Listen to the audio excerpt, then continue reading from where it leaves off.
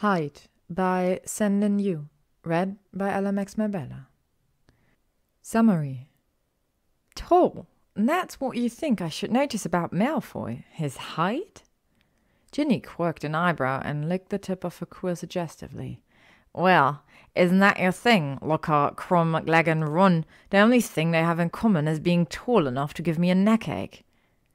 Hermione felt her ears grow hot, and she gripped her book tighter. I don't have a thing for tall men. Their height is completely coincidental. Have you ever noticed Malfoy?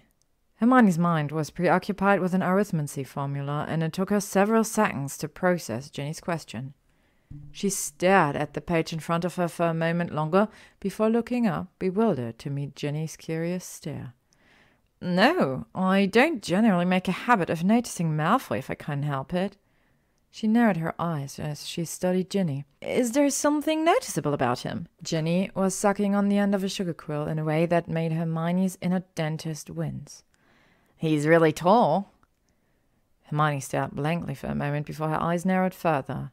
It was never a good sign when Ginny brought up topics indirectly. The last time it happened, it resulted in a naked pygmy puff roll, which Hermione shuddered to recall. She still woke up in the middle of the night, sweating at the memory of Flitwick's expression. Tall? That's what you think I should notice about Malfoy? His height? Ginny quirked an eyebrow and licked the tip of her quill suggestively. Well, isn't that your thing? Lockhart, Krum, McLaggen, Run. The only thing they all have in common is being tall enough to give me a neckache. Hermione felt her ears grow hot, and she gripped her book tighter. I don't have a thing for tall men. Their height is completely coincidental. Right, Ginny said. Her face would be a picture of blank innocence if one eyebrow and the corner of her mouth didn't keep twitching up. So you pined after my brother, but never looked at Harry twice for a reason that isn't height-related? Height had absolutely nothing to do with it. Harry's like a brother to me, Hermione said, glaring over her book at Ginny. Honestly, it's disturbing to think of him that way. And it wasn't with Ron because... Hermione rolled her eyes. I'm not having this conversation. I don't have a thing for tall men. But if I did, why on earth would Malfoy be the first person you throw my way? There are dozens, actually hundreds of wizards I'd sooner date than him. Ginny shrugged a shoulder and nibbled demurely at her quill. He's not that bad. Are we talking about the same Draco Malfoy? Ginny just looked at her quill. Last year, he could have been a lot worse if he'd wanted to. Hermione scoffed and turned back at her books. So what? You want me to notice Draco Malfoy's height in appreciation for him not being as much of a bastard as he possibly could have been? Absolutely not. She refused to entertain the notion. Ginny wasn't going to get her that easily. That's a stellar recommendation. Damn it. Malfoy was tall. She wondered if he'd grown again. He was nearly tall enough to rival Ron. It shouldn't have mattered at all, yet somehow it did. Hermione kept finding herself sneaking glances at him during classes, trying to estimate exactly how tall he was. He seemed to be in all her classes. Bugger. That was even worse. She really didn't want to regard him as being smart. This was all Ginny's fault. Hermione would have never noticed him at all if Ginny hadn't brought him up first. Now that the subject Malfoy existed in Hermione's mind, she couldn't excise it. Much in the way she found herself incapable of excising the question of whether there were any other commonalities in her crushes beyond height. Surely there was a deeper and more mature commonality. She was haunted by memories of herself telling Harry how much more fanciful he was since growing taller. Oh God, maybe she did have some sort of height obsession. It didn't help that in the process of noticing Malfoy's height, she discovered that he wasn't the way she remembered him. Instead of the pretentious arse she was used to, he was withdrawn. He was a good student, and he really was very tall, which she kept reminding herself was of no particular importance. None of it mattered. She could be having Amortentia wet dreams about him, and it wouldn't make a bit of a difference. Draco Malfoy was a bigoted arse. Even if he was the smartest, tallest, most unpretentious person in the entire school population, he would still be the first person who ever called her a mudblood. Ginny could date him herself if she was so keen about how much less a bastard he was than he could be. Granger, She was never going to forgive Slughorn. Not as long as she lived. She stared at the cauldron in front of her and refused to let herself even look up and acknowledge Malfoy, his ridiculous height, as he came to join her table. Gracious. She barely reached the top of his shoulders, and her shoes had 2-inch heels. She forcibly averted her eyes once more as her skin prickled. "Let's just get this over with then, shall we?" she said. There was silence. "Right," was his clipped response. She refused to look at his face, but he sounded almost hurt. It would be fine. It only took 6 months to brew Felix Felicis. She was never going to forgive Slughorn. Did he have to always loom everywhere? Ron was taller, according to Hermione's surreptitious estimates, but he had always been polite enough to slouch and duck his head down bashfully. It made him feel much shorter. Malfoy always seemed to stand around with a straight spine and squared shoulders, as though the student population might forget how much space he occupied if he didn't claim every centimeter of it at all times. A shiver ran down her spine. "Granger! God damn it!" Hermione started as she was reaching for a jar of Ashwinder eggs and sighed with aggravation. "Malfoy!" She wasn't sure if he was standing uncomfortably close or if it just felt that way. The hair on her arm stood up as she turned to look up at him. His expression was closed and his grey eyes flat and mirror-like. "How long is this dance going to go on for?" She schooled her features into a severe expression and jutted her chin out. "We're not dancing," she said quickly. "There is no dancing for you with me in any future, immediate or distant." The corner of his mouth pulled away that could have been suppressed smirk or a sneer. "Right." He arched an eyebrow, staring down his narrow nose at her. "You just scuttle off whenever I come near and jump a foot in the air at the sound of my voice." His expression was tense. "I don't care what you think of me, but I'd appreciate it if you didn't sabotage our grade in potions." Heat flooded across Hermione's face and up to her ears. "As if I would!" She glared at him. "Don't flatter yourself, Malfoy. I'm hardly going to damage my academic record just to spite you." A low flush appeared in the hollows of his cheek, and his jaw twitched. She shoved past him and stormed back to their cauldron. He was lying. She wasn't overreacting to him or jumping. Their potion assignment was fine. After class, she found Ginny and slammed down several textbooks on the desk beside her. "And what exactly is supposed to be so great about Malfoy?" Ginny looked up, raising a thin eyebrow, expression unsurprised. "Noticed now, have you?" "No," Hermione said, her voice snappish. "I just don't know why you even brought him up.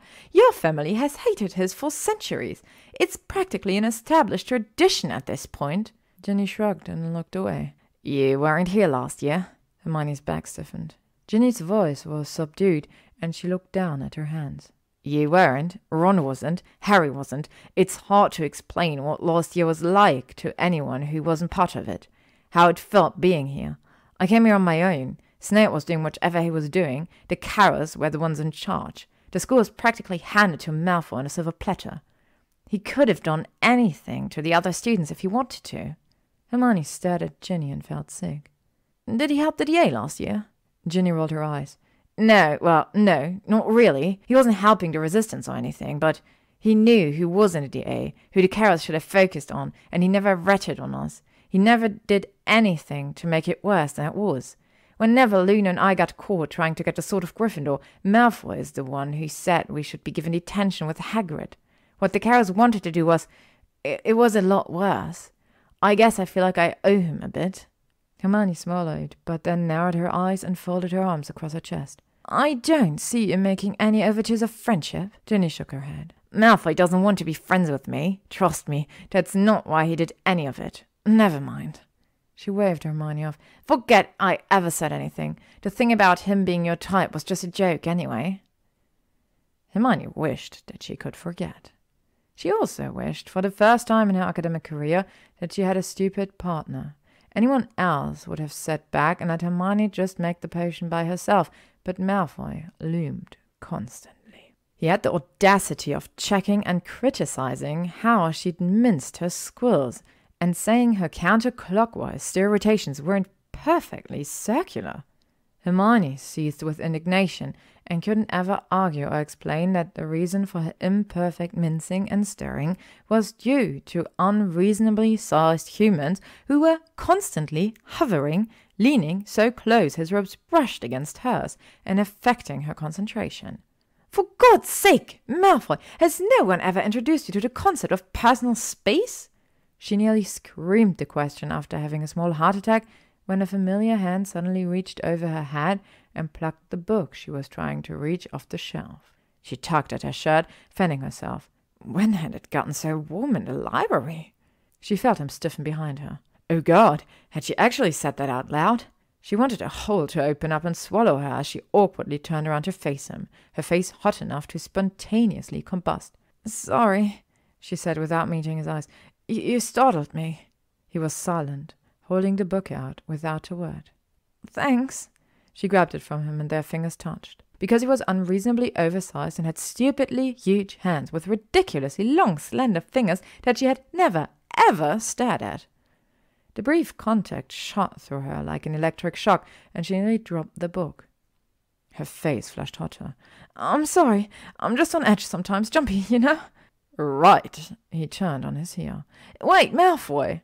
She gripped the book against her chest and forced a smile. Oh God, was she really doing this? Apparently she was. "Would you like to study with me? I'm working on the essay for History of Magic." He paused and glanced back at her. Expression fled. "No thanks, Granger." He walked away. Malfoy didn't want to be friends with her. He didn't want to be friends with Ginny. He didn't appear to want to be friends with anyone. No one in the school seemed to have anything to do with him. He sat alone at the far end of the Slytherin table, and none of the other students ever sat beside or across from him. His housemates often went out of their way to hit him with their satchels as they shoved past, leaving the table. He'd just sit there, stoic. His eyes were so visibly flat she could practically see the occlumency walls behind them. Even the first-year Slytherins seemed to disdain him. The rest of the school acted as though he didn't even exist. Traitor and Death Eater all at once. His old friends seemed to treat him as though he were a contagious disease. "Did you mean it, or did you just say it because you had to?" She asked the question as she dropped into the seat beside him at Potions. It was 10 minutes before class and the room was empty besides them. She took a deep breath and then regretted it. He smelled silvery green and expensive. How was that even a smell? She refrained from sniffing at him more closely to find out. He didn't look at her. He was sitting, staring across the room at the blackboard on the far wall. His expression was neatly contained. "Mean what?" he said, after nearly a minute had passed. "You said at trial that you were sorry. Did you mean it, or did you just say it because you had to?" She squared her shoulders and twisted to face him. "I won't tell anyone what you say. I just want to know." He turned his head slowly to stare at her. His grey eyes were flat. "Why does it matter?" Hermione met his eyes. "Because I'm the one you hated. So if you're sorry, I want to hear you say it to me."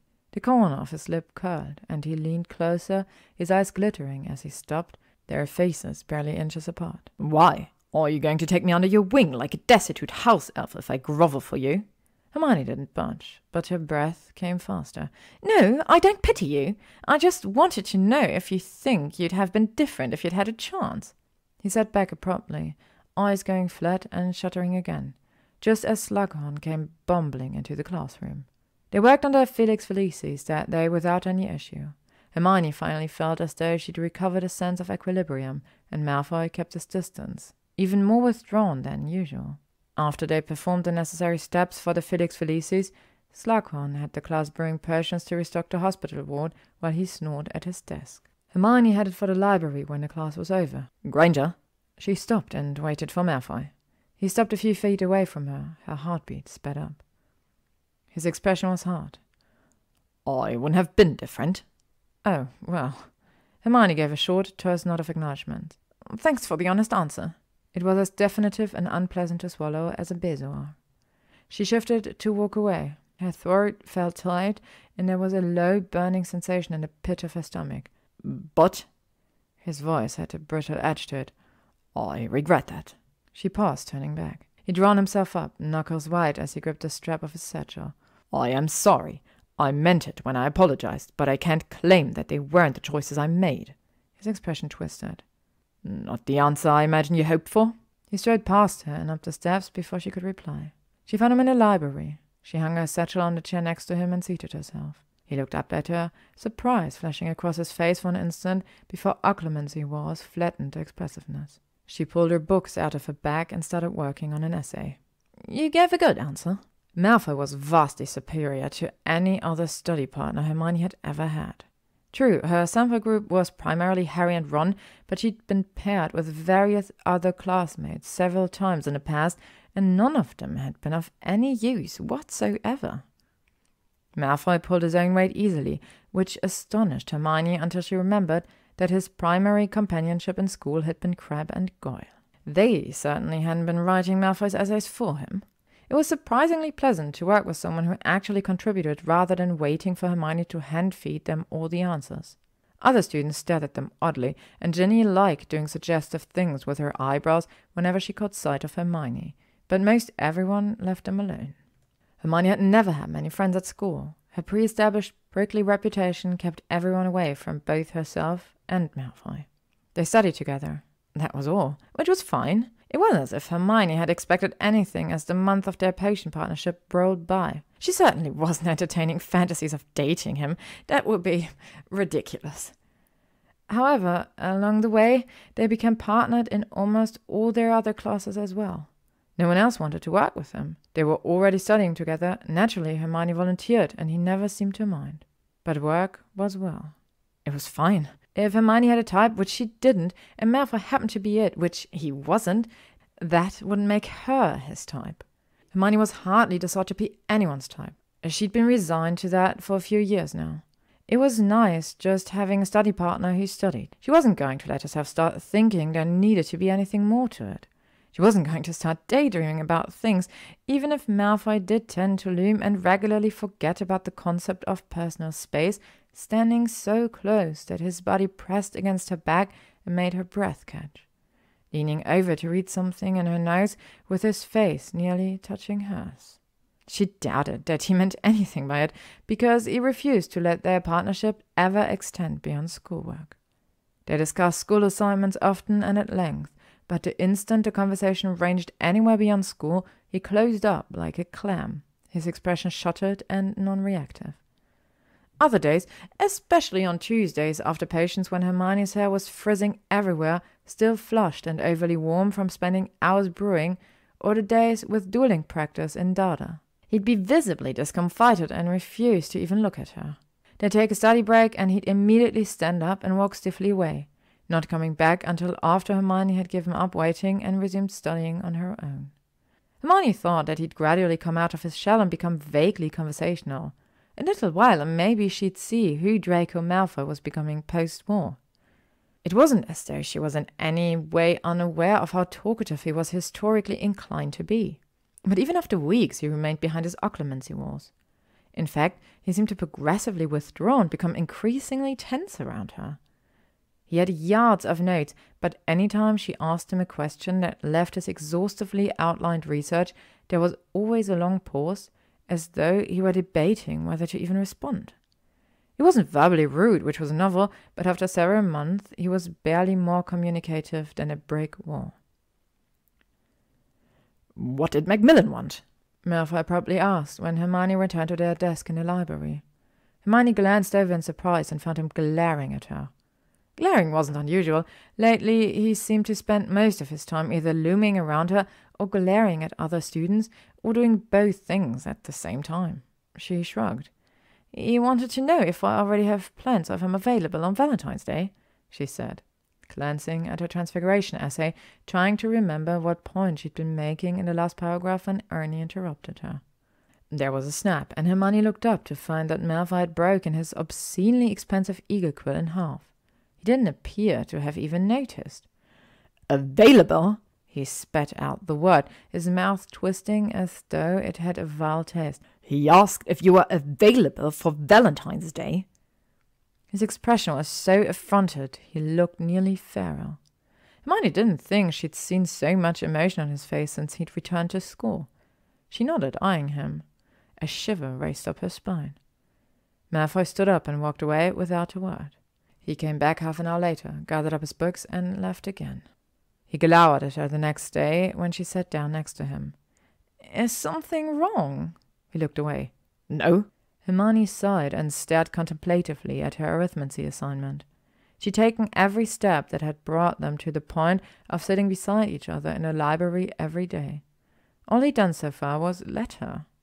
Perhaps being jealous of her non-existent relationship with Ernie Macmillan would be enough to make him finally do something. She wasn't manipulating him, she was just giving him a little push. Malfoy simply glowered.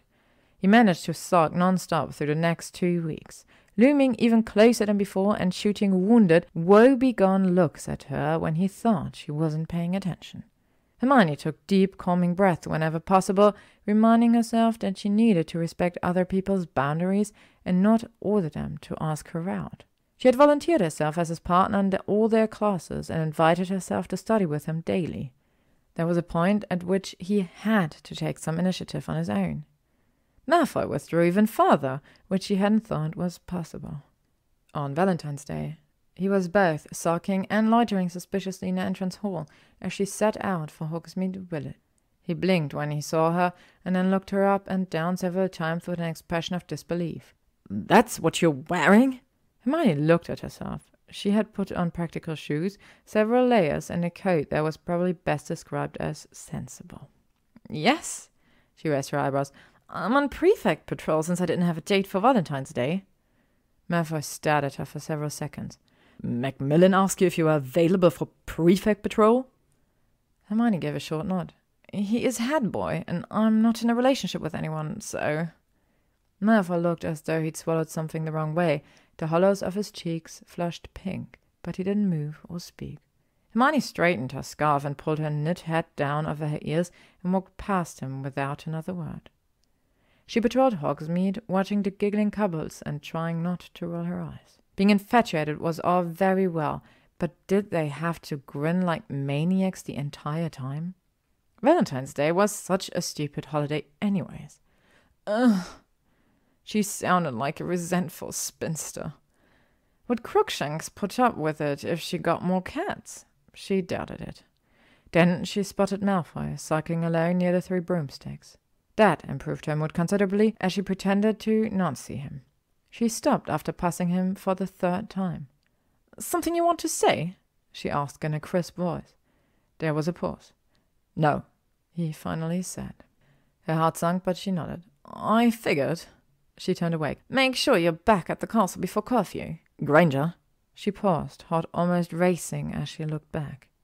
Malfoy already looked as though he regretted speaking up. There was a sort of hollowness in the middle of her chest as he stood, staring expectantly at him while he stood there, silent. Well, she was done talking for both of them. If he felt entitled to sulk and follow her around, he'd also be required to talk on occasion. He'd always had plenty to say back when he wanted her dead. Her stomach twisted. The silence stretched on, and Malfoy just kept standing there with his occlumency-shuttered expression, apparently having decided to resume being monosyllabic and just pretend he hadn't said anything. After an unbearably long wait, Hermione put her hand on her hip. "Let's not do this anymore, Malfoy," she sighed. "I get it. I'm sure to you it's monumental to even stand here and contemplate a Muggleborn."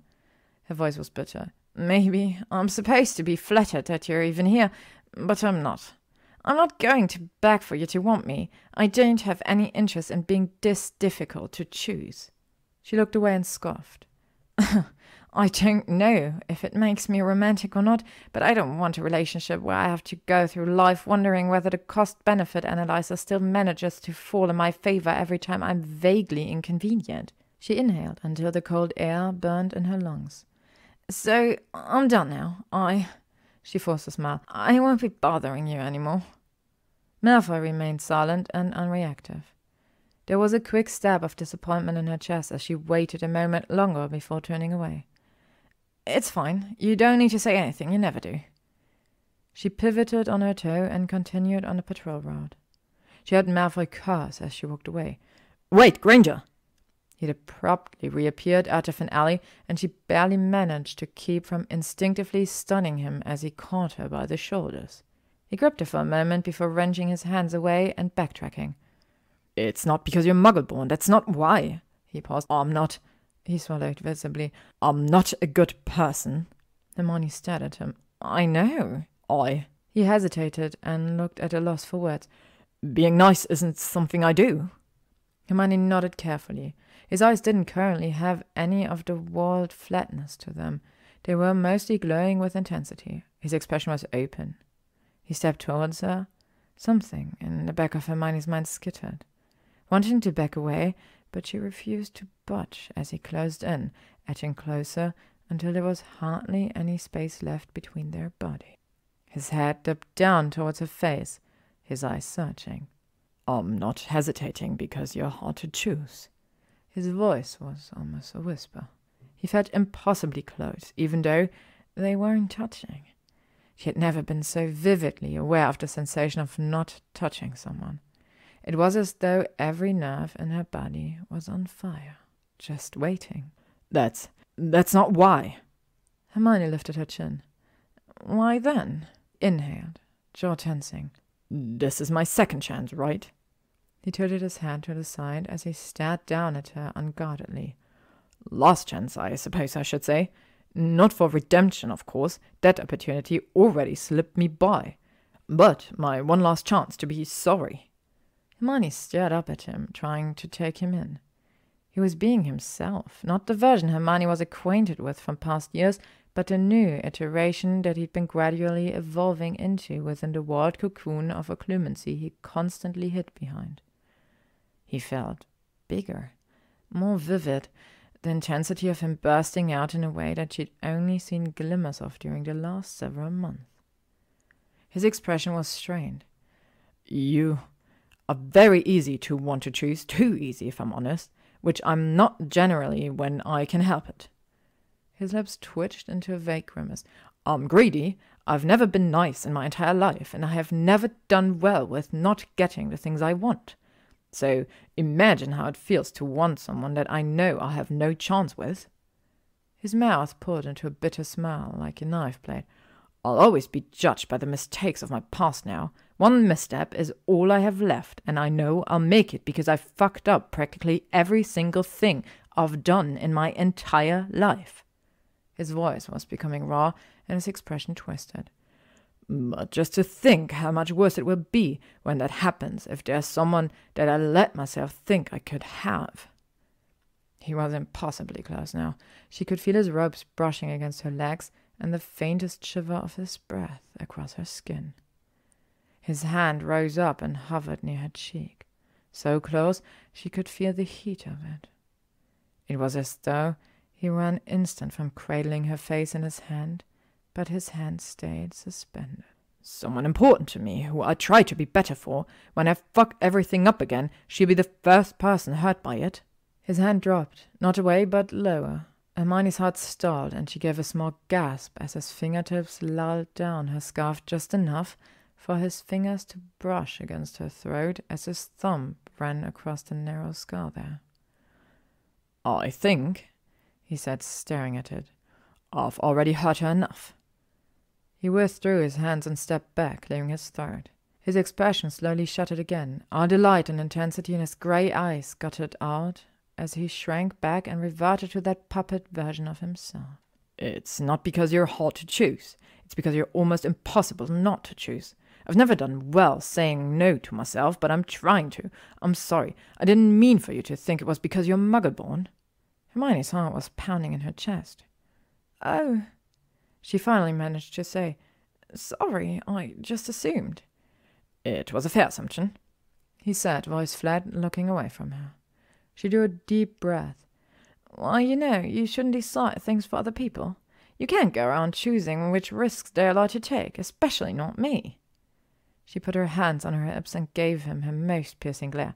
I really don't like it when people tell me I can't do something just because it's difficult or I might get hurt. So you should just give up any idea that you get to go around deciding things for me. She snorted, rolling her eyes. Honestly, of the two of us, my decision-making record is vastly superior to yours.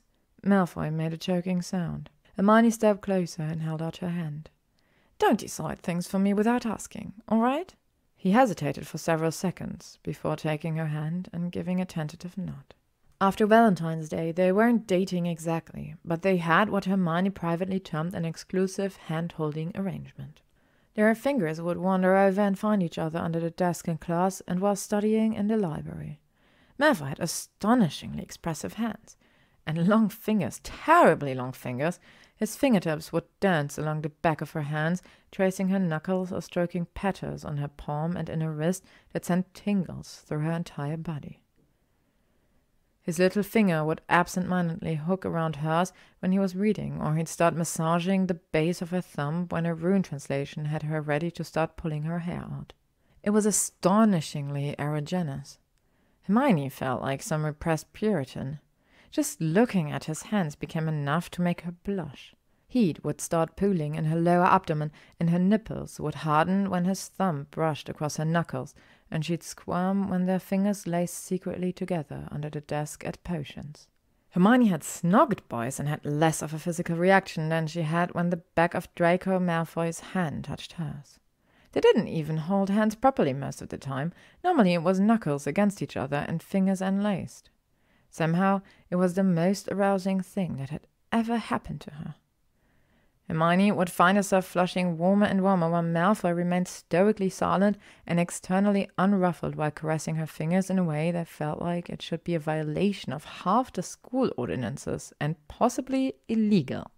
Malfoy was trying to kill her with frustration.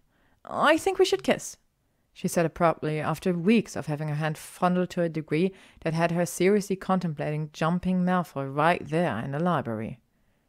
Malfoy went so still he could have been petrified. Hermione turned and found him staring. "Kiss," he said after an interminable feeling silence. She nodded matter-of-factly. "Yes, if you're comfortable with that." He slowly moved his head in a vague pattern of assent. "All right then, now or later?" The corner of her mouth turned up in a suppressed smile of anticipation. There was another long pause. "Now." Thank God. She turned towards him, but found facing him profoundly awkward.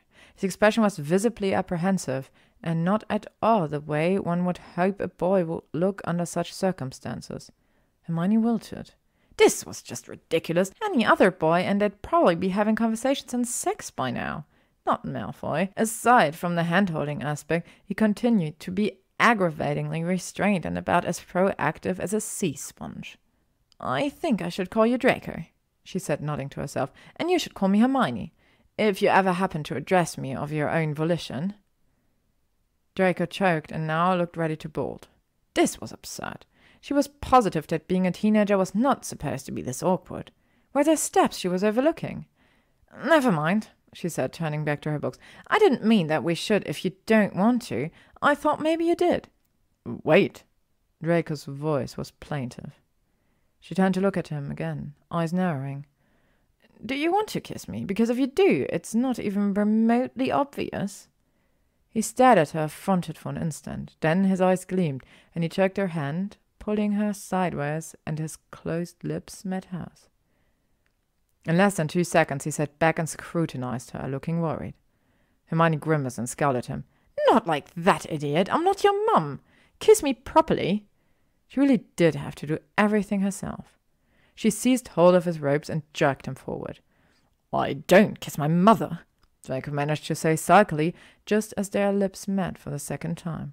Hermione kissed him properly and bit him just a little as a punishment for always having to do all the work. His lips were soft, a bit thin, but nice. There was definitely potential. She started to sit back, but as she drew away, his chair twisted, legs screeching on the wood floor, as his hand caught her shoulders and pulled her back, capturing her lips, half dragging her out of her chair and into his arms. Her heart somersaulted.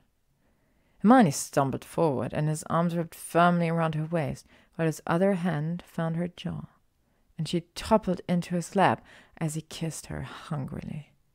She could feel her skin flush warmer as she pressed against him. As with hand-holding, Malfoy was excellent at kissing once he actually started doing it. His fingertips ran across the arch of her cheekbones, tracing the curve of her jaw before finding a sensitive place behind her ear that made her shiver while his lips caressed hers.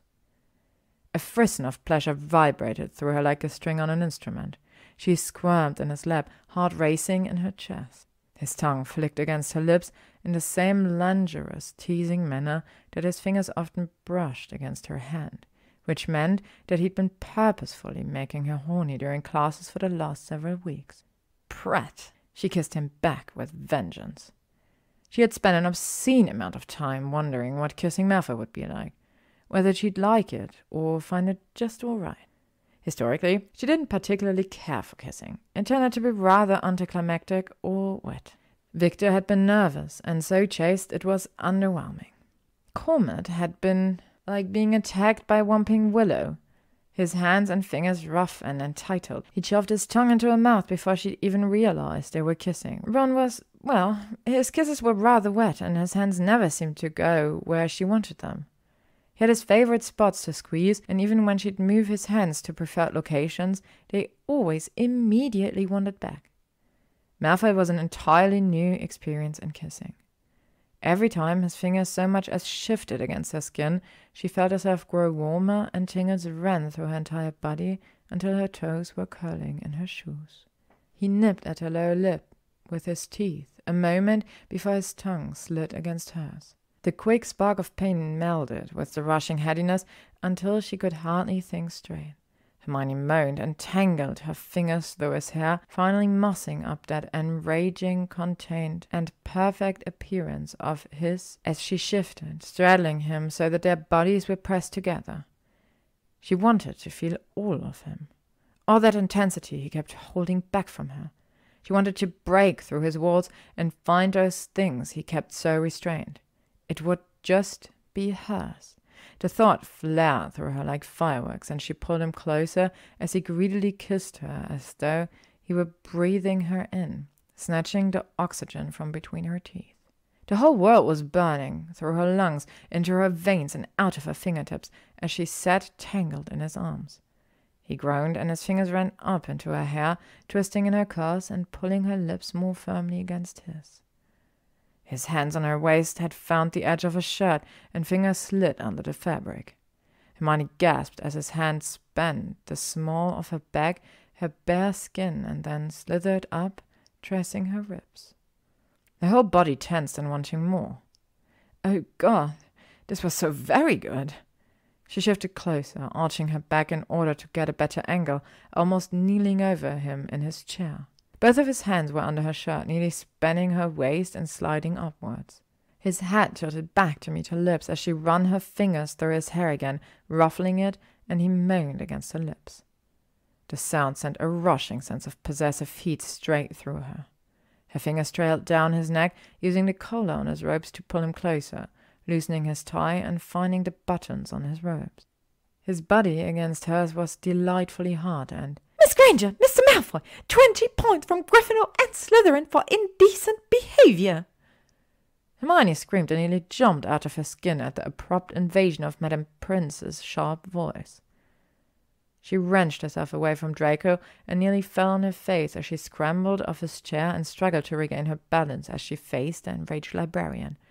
Sorry, she said, gasping for breath, feeling as though her face was about to burst into flames. We didn't mean to. We got carried away. This library is the seat of knowledge. It is no place for such carnal behaviors. If I see any further misconduct, it will be 50 points and detention. Pin sniffed and glared at them both. Hermione guiltily stuffed her shirt back into her skirt. Draco appeared to be impersonating an armadillo. His large frame was curved into a tight ball in his chair, and only the tips of his bright red ears were currently visible. Sorry, he said in a thick voice without looking up.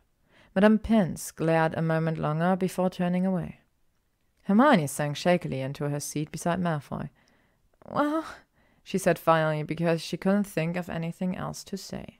Malfoy still hadn't unfolded. He was breathing heavily, his head nearly resting on the edge of the desk for several minutes. Right, he said, when he finally straightened, his voice still thick and almost rasping.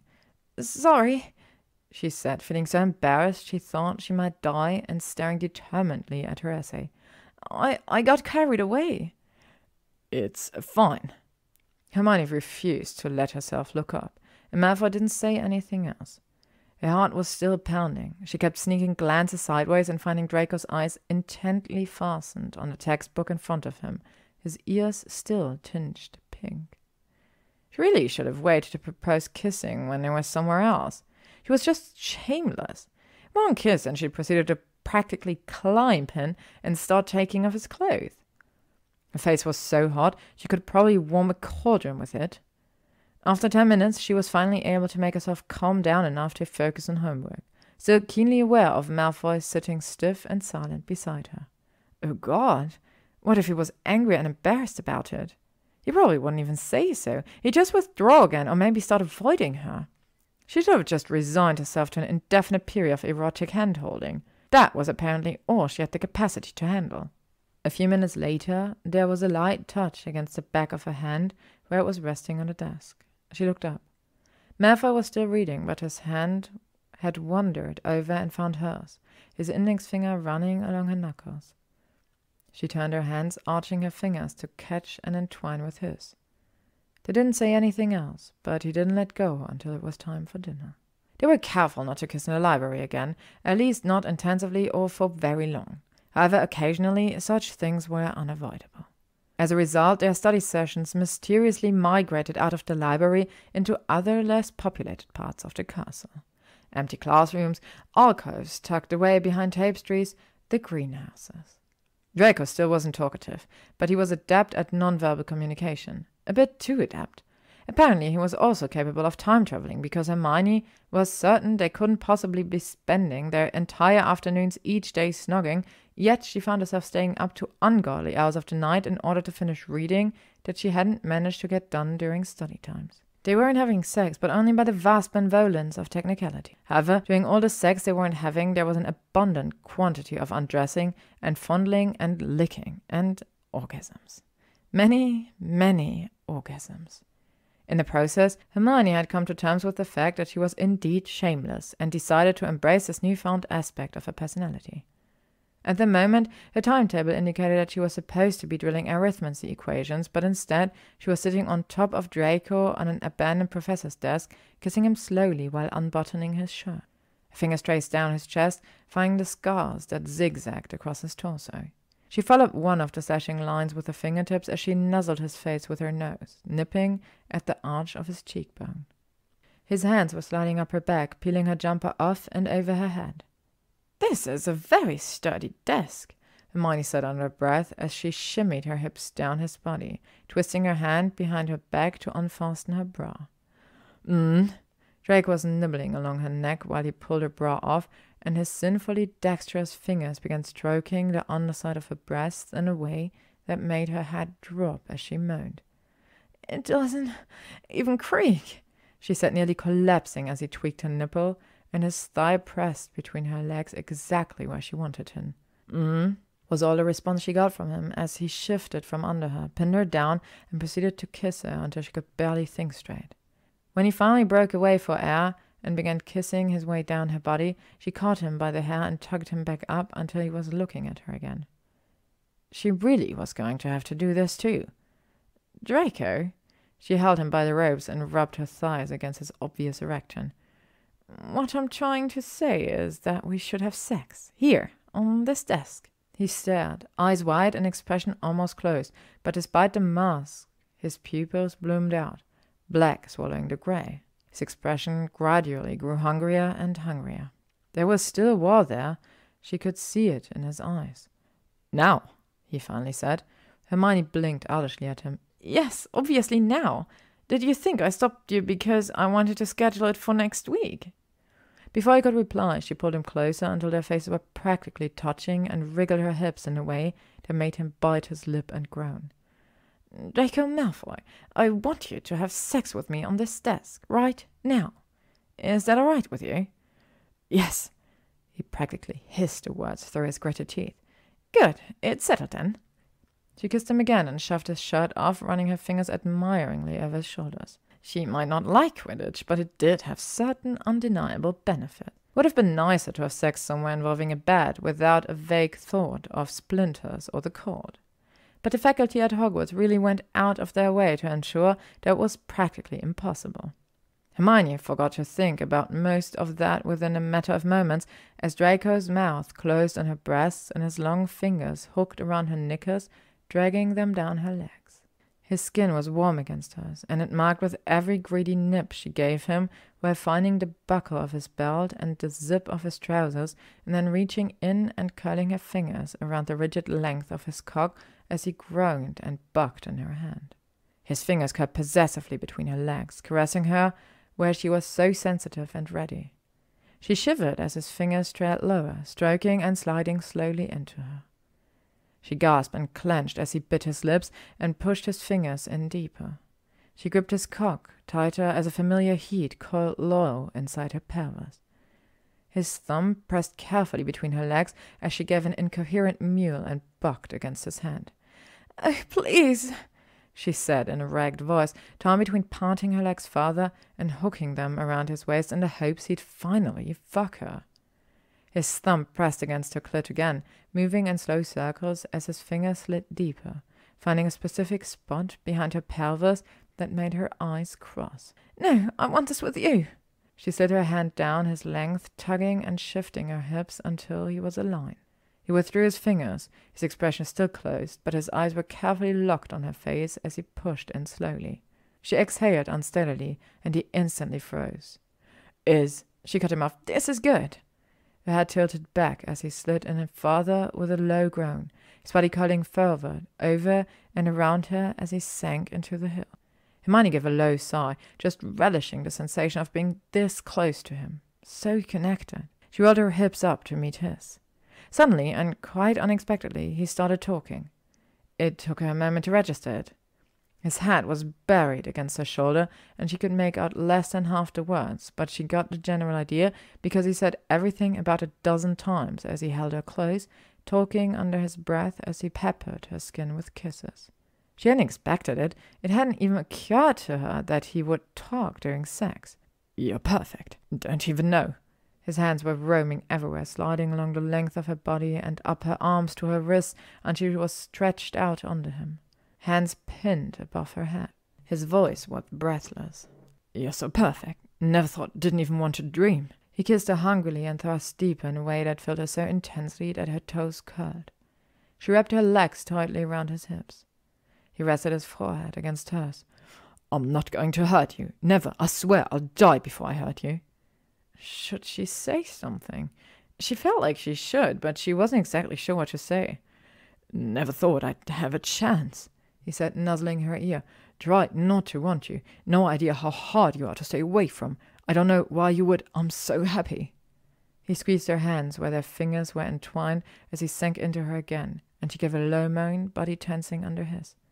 "Saved me. I thought I was going to be alone for the rest of my life," he said against her throat, his voice raw. Hermione slid her hands free from his and cradled his face, tilting his head up so she could look into his eyes.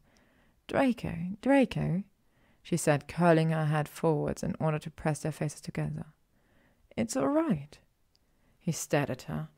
"I just want you to know." She smiled at him, running her thumb across his cheekbone. "I know. I'm here because I know." He nodded. "All right." She kissed him slowly until he groaned against her lips. His body curled around her as he held her close. The vibrating, raw, unrestrained intensity was finally hers, and she felt as though she could catch fire from it. His fingers tangled with hers, and when she shattered, she gripped his hand so tightly she barely knew where she ended and he began. Afterwards, they stayed tangled together for several minutes. Hermione's eyes were closed as she lay catching her breath. Draco stroked back a few curls that were sticking to her face before kissing her cheek. "Can I ask you something?" She cracked an eye open. "Why did you ask me the day in patience if I was sorry?" Her eyes snapped open. Draco was staring down at her. "Oh, well, I noticed you." "You noticed me?" He arched an eyebrow. Hermione could feel a low flush developing in the hollows of her cheeks. "Just little things at first. Then Ginny told me that you protected the A last year, and that made me wonder." "What did you notice?" He was staring down at her, looking quizzical. Hermione's mouth twitched, and the tips of her ears grew hot. "It was just silly. The first thing I noticed. Really, it was finding out about the DA that made me." He cocked his head to the side. "What was it?"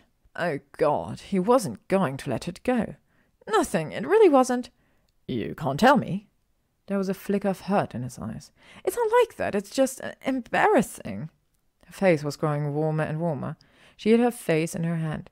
You'll think I'm shallow if I tell you. Granger? Draco sounded exacerbated. Hermione groaned. She pulled her hand away and stared up at him. Fine, she said, her voice resigned. The reason I first noticed you was because Ginny pointed out how tall you are. Draco blinked down at her, expression blank, as though the answer simply didn't register. Hermione's face grew molten hot, and she slung her arm over her face to conceal her sense of embarrassed horror. You noticed me, he said slowly, because of my height?